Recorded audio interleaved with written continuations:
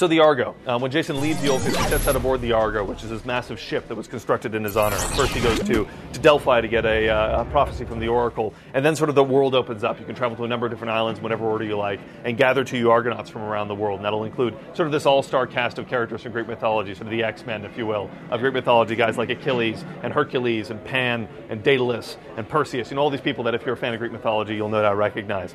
And they'll all be able to be gathered on your ship, and your ship will actually sort of serve as your hub, as your headquarters, and it'll grow and change as you go throughout the island. So, for example, when you get Daedalus on Mycenae, he'll actually end up moving in aboard the Argo and actually set up a forge and allow you to go through and upgrade some of your equipment.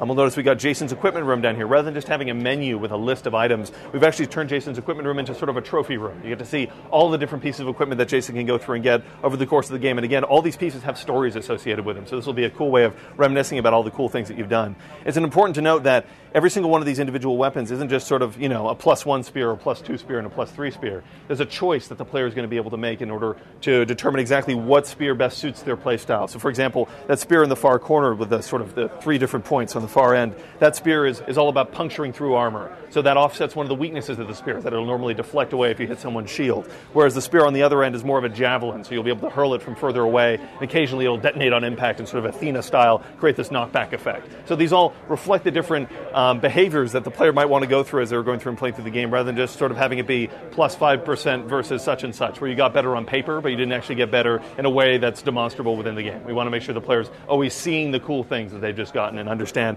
got it, that's why that spear is cool, that's why that mace is awesome, as they're going through. So we'll go through and we'll show, we got Lycus here, is a character that you'll end up getting on Saria, so there are a lot of mythological characters that you'll find along the way as you're going through.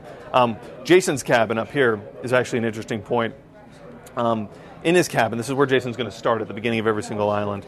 There's a statue to Alcime. And Alcime is Jason's wife. She was murdered at the very beginning of the game. And every island begins with Jason kneeling before the statue, saying a vow, basically to go through and bring her back. And it's a constant reminder of the player why they're on this quest for the Golden Fleece, why they're on this journey, and ultimately what will be the result of it all. So the final room on the ship to show is the shrine room, the room to the gods. And this is basically where Jason can go through and you can see each of the various gods that are his patron deities. You can see Ares, Hermes, Apollo, and Athena. And you can notice that the weapons that they have kind of speak to what their play style is, what their abilities and powers that they'll give Jason kind of reinforce. So the mace is about, wading into the thick of battle. You're really difficult to interrupt with no care for your own well-being. All of Ares' powers are going to help reinforce that. So each god has its own sort of set of tactics.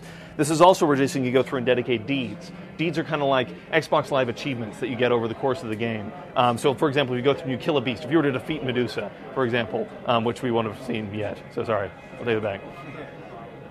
So if you were to kill a massive creature, you might get a deed for that. And then you can go to this shrine and you can say, Ares, I did this deed on your behalf. And as a result, you'll gain favor with Ares. And so that's the other way, in addition to dialogue, in which Jason can go through and gain favor with the gods, gain new abilities, and overall progress throughout the game.